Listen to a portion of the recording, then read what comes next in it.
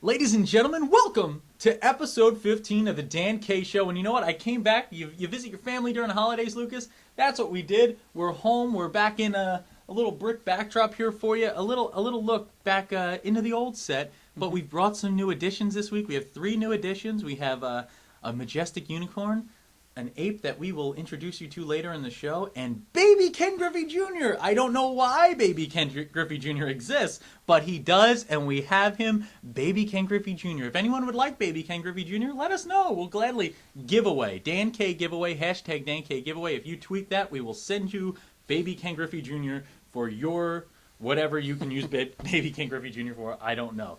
But we have 3 things on the table. Let's talk about our 3 things this week. First, the IIHF World Junior Championships, the 20 unders, starts in a week. A week from air date, we are going to have the World Junior Championships on, you know what? My favorite network, a network that employs me, the NHL Network. I love the NHL Network. You are going to see a lot of great things coming from the World Junior Championships. Lucas, I think one league has the most active players playing in the World Championships over the next couple weeks. And that league is the USPHL. This USPHL has put 6 players into the World Championships. We have players from Great Britain, Slovenia. We have players from Belarus, which I called Belarus to Lucas off the air. And you know what? I don't need to be smarter than I really am. Okay, Lucas told me, you're going to look dumb, Dan. Don't do that. Forget it, Luke. You're the smart one. I'm the dumb one. I'm okay with it. Belarus, though, they're going to be looking to make some noise here in that top group of the World Juniors. Next, second thing. We're going to talk about the IIHF World Championships later. Lucas will have a lot more. Second thing, Islanders Hockey Club sailing away with the Premier right now. A big win over Dave McCauley's Pirates in a battle of scary coaches. Dave McCauley versus Sean Tremblay. IHC takes a 4-3 win and moves to a 5-point advantage in the Premier standings. 23-4. Tough squad to deal with. IHC looking like favorites right now in that Premier division. Third thing, here come the Generals. Lucas, this General team looking great, right? Oh, they are, Dan. It reminds me of another General that also managed to get a few things done. General Patton. You know, when the invasions in Normandy Beach in World War II were stopped, General Patton was reassigned, given a tank group, and you know what? He broke that front line. He did. And Lucas, the 2 generals of this General team look to be Connor Green and Steve McElroy with 12 goals and 16 goals respectively, leading the way for the Generals, and it's an all-out battle in the USP 3 South. Hampton Road Whalers have the Richmond Generals hot on their tails, and we are hot on the tails of some storylines in USPHL all day long, all show long here. Stick with us, and we'll be right back with more Dan K Show.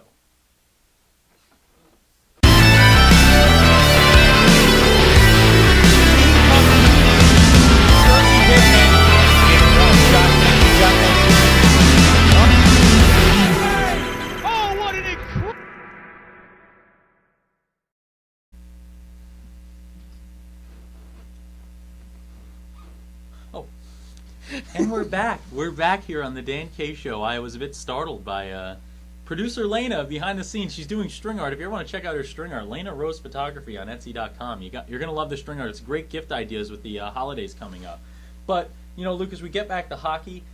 I put you in charge. I said, Lucas, World Championships coming up. Learn about these guys. We're going to have player blogs on USPHL.com, and we have them going right now. And I said, Lucas, learn about these guys. Learn the ins and outs. And I think he's done so. Lucas, tell me about the World Juniors. Well, Dan, there's a lot of information on the World Juniors. And like you said, the USPHL has 6 players in the World Juniors right now. And we talked a little bit last week about how there's such great depth of talent in the USPHL. So it's really not a surprise that they have so many players competing. Yeah. And we have some information on the 6 players that are competing so that we can introduce them to you at home if you don't know them already. I will say, at the start of this segment, if I mispronounce your name, I'm sorry. It's tough, guys. It's tough. There aren't phonetic spellings of your names available on the USPHL website, but if I get your name wrong, tweet at us. Let us know. Let us know, and tweet phonetically, though, because once again, we're going to remember, if you try to hashtag your name and you put a dash, it's not going to work. It's going to make it even harder. Yeah, so don't hashtag it. Just write your name to us and help Lucas out. Hashtag help Lucas out. So we're going to start off with Vadim Malinovsky from Belarus. He's a forward. He's played 31 games so far, 20 goals, 38 total points, which is the second on his team. And, you know, Dan, he on the website and through a couple of things, he says that he wants to play college. Yep. His goal is to come to the USPHL to play here, be successful, then go to college to play hockey. But also he wants to go to college because he wants to get an education. Yeah, and I mean, you look at these guys, they come over here, I talk to them all the time, these players from Europe, from other countries, and I mean, they're great kids, they're intelligent, they know what they want to do, and they're just here for an opportunity, and there's no greater opportunity than playing in the USPHL or getting a chance to go to the World Juniors, and the USPHL has created this chance for Vadim, and we're so excited for Mr. Malinovsky. Belarus, going to be all over the airwaves of the NHL Network, folks. You're going to be able to watch the games on NHL Network, so keep an eye out for this guy. We're going to try to have some highlights on the show. Next up, Sam Antonich. He's a forward. Good pronunciation by Lucas. Shot score. 2 for 2.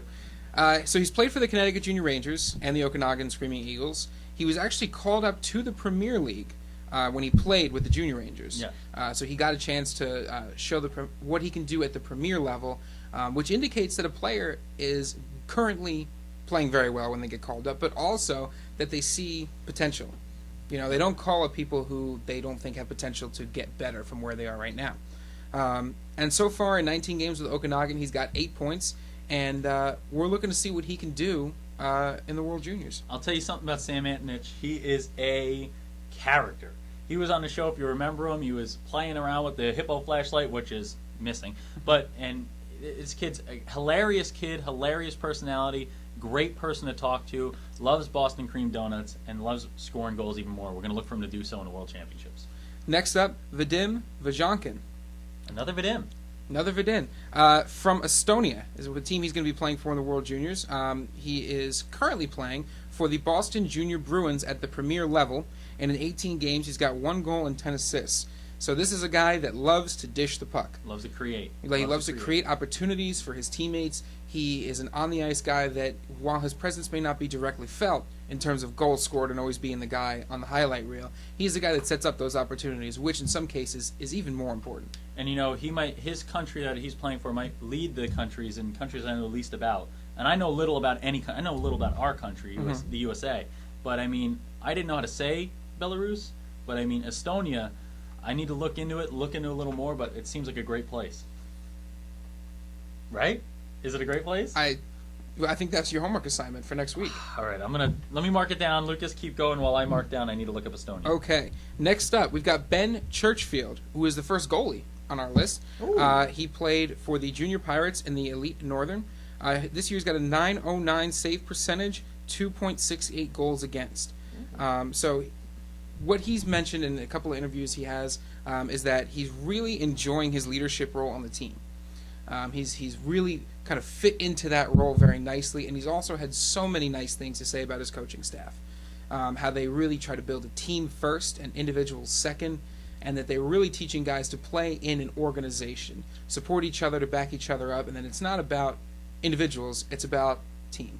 And you know what? Let me just take it to my side of what most of these conversations usually are, and that is that playing for Great Britain, is there a better name than Ben Churchfield to be playing for Great Britain? Let's get a cup of tea, let's win a game for everybody. It's a bad accent. I can tell, I have some goods, I have some bads. This one's a bad. I'm going to go back. Ben Churchfield, dominant goalie, taking him to church in net. Work on that accent. After you're done learning about Estonia, work on that. It's there. Let me mark it down. Write that down. Mark it down. Next up, we've got Gus Van Ness. He's a Junior Bruins Premier forward. He's a big, strong player. Chris Masters has had a lot to say about him. Yep. He's a big, strong player. He's got a great stick, and he's a smart player. He is a guy that when he's on the ice, he's always thinking 3 moves ahead. If hockey was a chess game, this is a guy that would be 3, 4, 5 moves ahead, knowing what you're going to do before you do it. That's where he is successful. He's got 5 goals and 4 assists in 13 games. And this is a guy I watch play.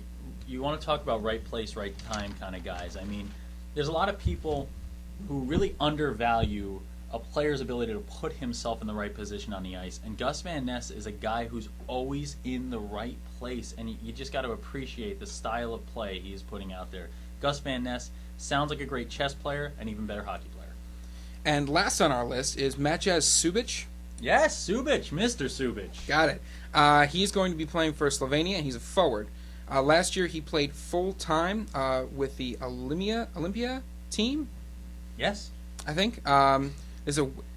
I'll be honest. There's a lot of weird spellings. Oh. And I don't know how to pronounce a lot of these things, but I'm giving it my best shot for you guys at home. We're trying. He played 42 games, had a team-high 32 assists.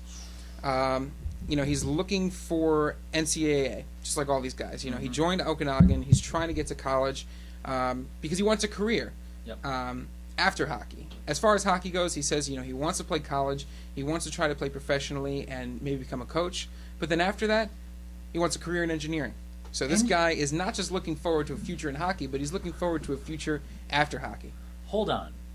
So, he wants to ride trains? Different kind of engineer. Oh, so he doesn't get to wear the cool hat, though. I assume he could wear whatever hat he wants. He's an engineer. He has to wear a hard hat when he's on site, but maybe they can make him a hard hat shaped like a conductor's hat. That would be pretty cool. Get to work on it. But you know what? This is a kid who's done a great job just being involved with this assignment. You know what I mean?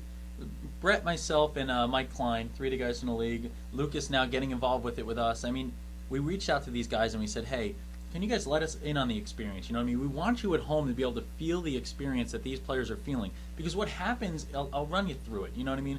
What happens is if you're a player from Estonia, you're a player from Slovenia, you're a player from Great Britain, you go home. You go back to those countries to practice. These players right now are in their home countries, back in Slovenia, back in Great Britain, and they're with their friends from all over the world. And these players are playing all over the world in different junior hockey leagues, and they're getting just this incredible experience. And if you want to follow along with those incredible experiences, hop on the USPHL site. We have the player blogs from all 6 of these players. They're writing about their experiences. We have some pictures from match as we've been putting up throughout the interview, throughout our conversation. We're not interviewing each other, but yeah, that would be kind of weird. Not yet. We might interview each other. But, we really just want you to be a part of this. It's going to be on the NHL Network. You got to tune in. You can watch it all holiday season. They're going to be running these games. It's going to be incredible hockey. Let's go USPHL. You know what I mean? As much as we love the USA, let's go USPHL. Mm-hmm. All right, ladies and gentlemen, here we are in the Dan K Show.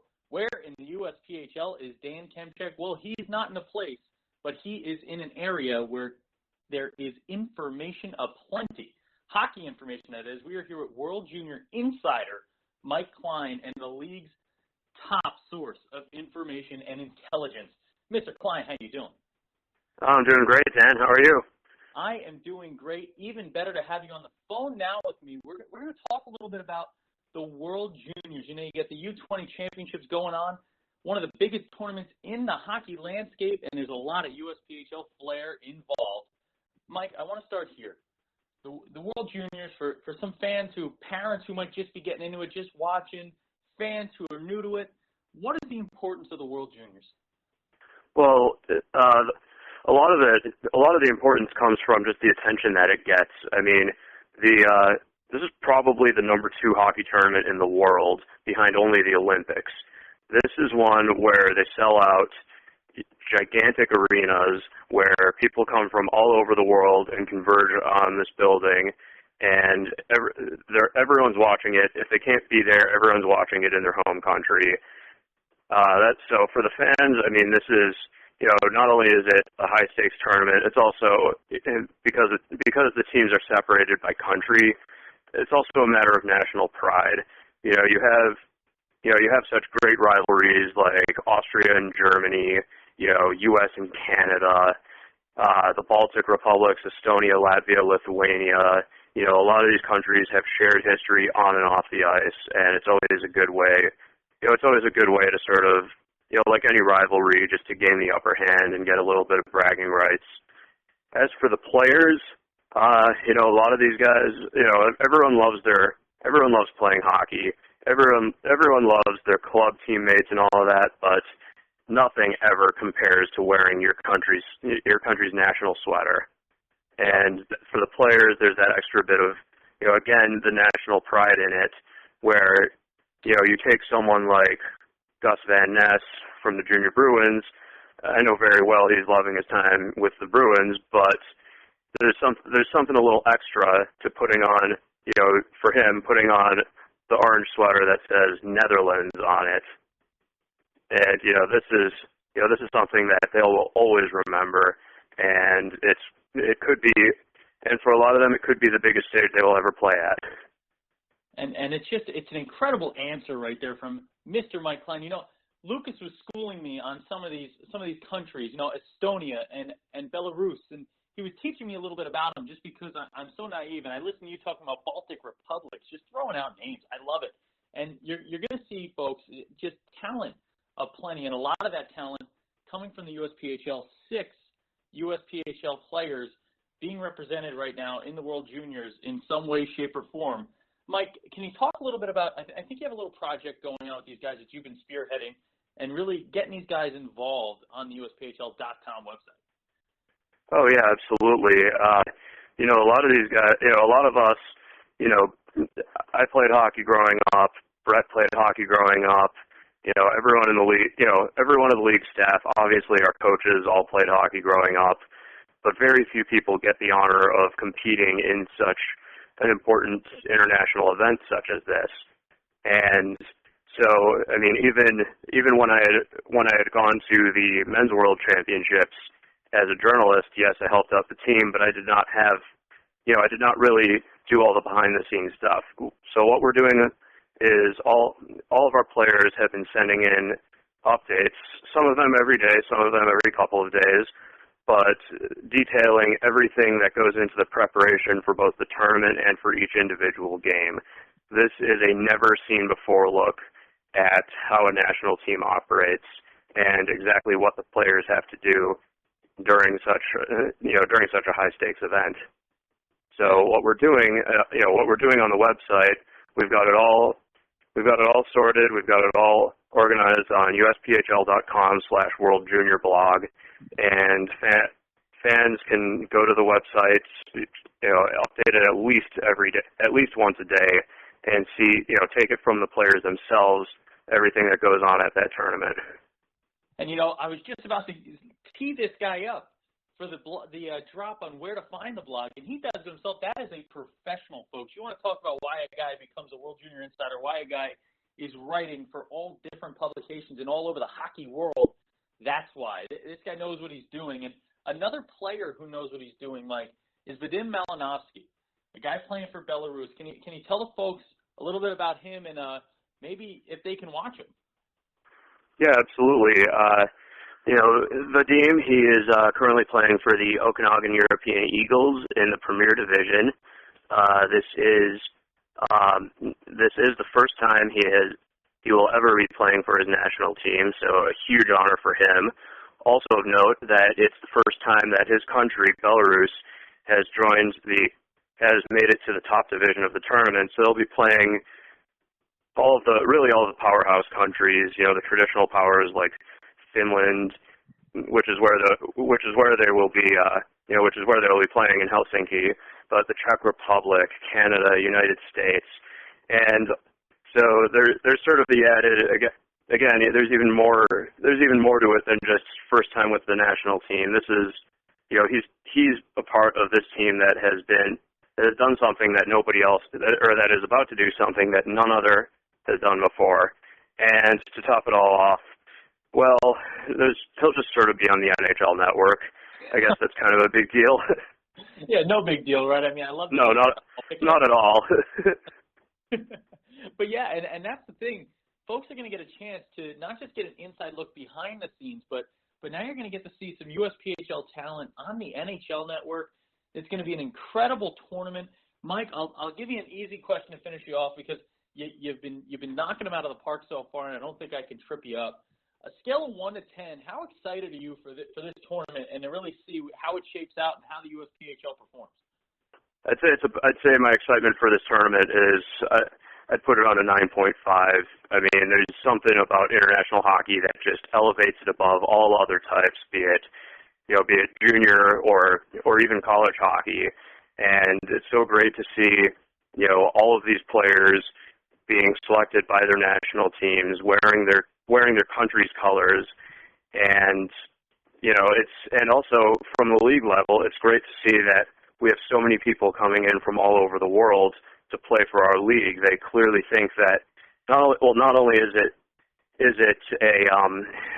an indicator of the prestige of the USPHL, to have all of these, for us to have so many people from so many different countries playing in it, but it also shows, our name is getting out there. These guys can play anywhere. They want to come here, and hockey is a very, very much an international sport.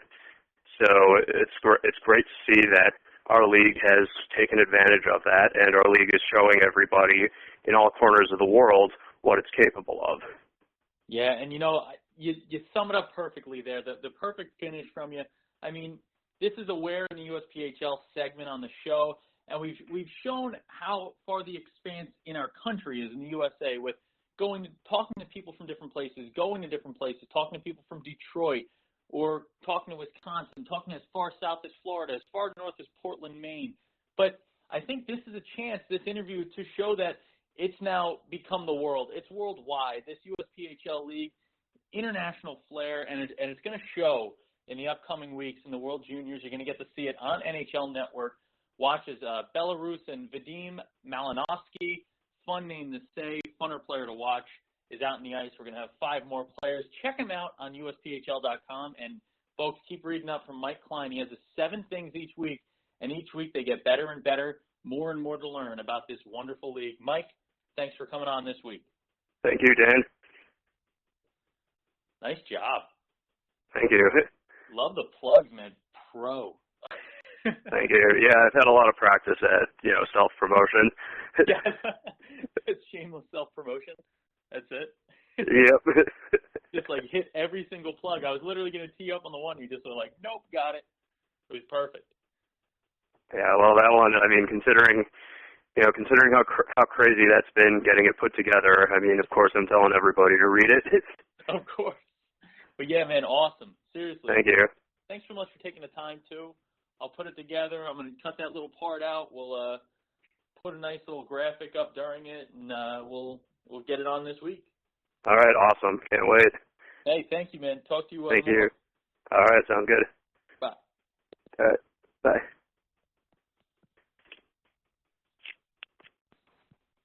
Going to be thrown back to us that quickly, but I think we're going to go into our next segment, and this is the first time we're doing this one. Best of the Unbeatens, Lucas. We're going to talk about the last remaining unbeaten teams in all the USPHL levels, and you know what? The only levels with unbeaten teams remaining are the 16U and 18U, and 2 divisions where there is talent aplenty. A ton of talent, a ton of next-level type players playing at this leagues, playing in these levels, and there's 2 teams I want to talk about first before we let Lucas go and tell you things that you probably don't want to hear as much as the things I got to say. But 16U, 2 unbeaten teams left, both in separate divisions. First, you have the Syracuse Stars, who are 14-0. 14-0. The Syracuse Stars. This is an incredible team. No one wants to play them, especially because now, this time of year, there's probably 97,000 inches of snow in Syracuse, so it's a tough trip. But the Syracuse Stars, 14-0-0, 78 goals for, 20 against. Let's look through the roster a little bit. Zach the Toolman Taylor, 8 goals, 18 assists, 26 points total for this kid. He's an assist machine, but he's still scoring his goals. Next up, you want to look at the goal machine, the guy who's benefiting from all those assists from Zach Taylor. It's Joseph Glamos. And first of all, love the name Joseph. You know what I mean? Whenever it's not Joseph and it's Joseph, love it. Glamos, 16 goals scored, 10 assists. Again, tied for the most points on this team. This is what you see with Syracuse. A lot of these good teams, when you see an unbeaten team in junior hockey, you see a team where there's that one guy who's got all the points. You know what I mean? It's just they have that incredible player. This is a team with just a ton of incredible players. And what it does is it's just spreading out the talent. It's spreading out the point getting. It's spreading out the scoring. And we talk about the scoring getting spread out. It's great, right? It's great to have a lot of scoring. How about the goaltenders on this team? Tyler Haywood, Jacob Musatelli. Sorry about that, Jacob. Jacob Musatelli, 9-0-0 with a 1.33 goals against, 2 shutouts. And you know what? You're like, oh, dominant goalie, dominant starter, meaning they're going to have a little drop-off in that in the backup. You know what I mean? You always see that. Dominant starter always means there's a little drop-off. It's tough to have 2 great goalies. They don't want to compete all the time. Nope, they're competing. The guy on the bench here, Gabe Vanal, 5-0-0 with a 1.6 and 1 shutout. This isn't a backup, Lucas. This is just starter A and B. This is 1A, 1B, incredible roster. Selects Academy, the other team in the 16U, 9-0-0. Played a little less games, a little less tested, 49 goals for, 9 against. 9 goals against in 9 games. Incredible. 1 goal a game allowed. Over 5 goals scored per game. Incredible roster. Joel Farabee, 6 goals, 9 assists. And then Jake squared. That's Jake Roberts and Jake Smith combining for 25 points. Incredible roster. Now we talk Tyler Haywood in net, 5-0-0. You want to talk about another goaltender, A and B? Tyler Haywood and Billy Gerard, the fourth. 1, 2, and 3 were already amazing. How about number 4? Impeccable, perfect. This kid in net, 1.48 against. Tyler Haywood, he allows a half a goal a game. You can't score half a goals. You can't possibly score a half a goal. This kid's allowing an imaginary type of goal per game. A half a goal. These two teams, incredible. Lucas, talk 18U. I need to take a break. So let's do 18U. You already mentioned the Selects Academy in your league, so I'm going to go ahead and mention the Selects Academy in my league. Undefeated in both. 9-0-0. In this league, Dan, are you sitting down? Yes. All right. I wasn't just crouching. Good. 71 goals for, 4 goals allowed. What? They have allowed 4 goals in 9 games. That is absolutely ridiculous. They have a 100% penalty kill rate, a 40% penalty. They have a 40% success rate when they are at the advantage. So they're making the most of their opportunities, and when they are on the disadvantage, they're absolutely shutting down the opposition. They've got 10 players with double-digit points. There is no one guy on this team that they're relying on. There's no one guy that you can look for to shut down and then be able to win. You're going to have to shut down 2 whole different lines of hockey. These guys are all spread out. They're all getting the job done. Really great job by the Selects Academy. But I feel like every week we're talking about the Jersey Hitmen. Every time. At some level or another. Oh, I got worried. I got scared. Sorry, I should have warned you I was going to say that. That was my bad. The Jersey Hitmen are 13-0. 81 goals for, 8 against. They've allowed 8 goals in 13 games. And in those 13 wins, 6 of those have been shutouts. Lucas, you look at these teams in both of these levels, and it's just the unbeaten teams are not just unbeaten; they are just next level, and it's depth. It's not one guy. You see it everywhere. It's dominance. Like there's winning games, and then there is being absolutely dominant. And you talked a lot about the goalies on your end, about the defense. And we talk every week about how defense wins these games, defense wins championships. I want to talk about the offensive producers of the Jersey Hitmen. Yep. So I've got 2 dynamic duos on the Jersey Hitmen. Okay. 1 dynamic duo for goals and 1 for assists. My goal-scoring dynamic duo is Rob Clerk and Chris Mazzella. Rob's got 14 goals. Chris has 10 goals on the season so far. For the assist dynamic duo, I've got Tom Terranova and Connor Tierney. Tom's got 15 assists, and Connor's got 13. So you've got these 4 players, 2 of them scoring goals, 2 of them with assists. And then you've got the rest of the team behind them. They also have 10 guys in double digits. Yep. So it's just these guys are acting as the leaders, but you shut one down, there's another one ready to go. That's the thing. It's just it's the idea that there's no head to cut. You know what I mean? And when you play a great team, and you see it in sports where you have a team like the Washington Capitals, you know what I mean? The head of that team is Ovechkin. Right. And if you can get the head, if you can chop off the head, the beast is no longer alive. You know what I mean? The beast is no longer there. So you go for Ovechkin. But when it comes to these teams, there's just like it's Medusa. It's snakes all over the place. It's if you look at them, you turn to stone. You have no chance. You cannot compete with teams of this level. But Lucas, I think we each can agree on which of the unbeatens is the most unbeaten and the best team. Out of both of these levels, at all levels, the best unbeaten team is, in 3, 2, 1, the Syracuse Stars. Lucas, we talked about this. The Syracuse Stars, 14-0. They've played 14 games. They're still unbeaten. They've played the most games of any of these unbeatens. It's the most tested. It's the easiest pick. Yeah, we did talk about this. You were telling me something about how the Syracuse Stars were the best team and all this other stuff that you just said. But then I told you that you were wrong and that I didn't agree with you. But I think you had already moved on to something else. You weren't listening to me. Because if you had been listening to me, you would have very easily said the Jersey Hitmen. 8 goals against in 13 games, 6 shutouts. You've got all of these guys that are just so dominant. You even have the metaphor. There's a whole head full of snakes. Where do you even start? Yep. And the Jersey Hitmen, the 18U, they're in a tough division. Not to say that your team is not in a tough division, but I think my pick is the better pick because they're in a tough division and they're just so dominant across every statistic, across every measurable way. They're the best. There's one thing for sure. When you are dominant in USPHL, you're dominant in the entire landscape of junior hockey. And once again, USPHL, best league. These are some of the best teams. Let's take it to the empty net.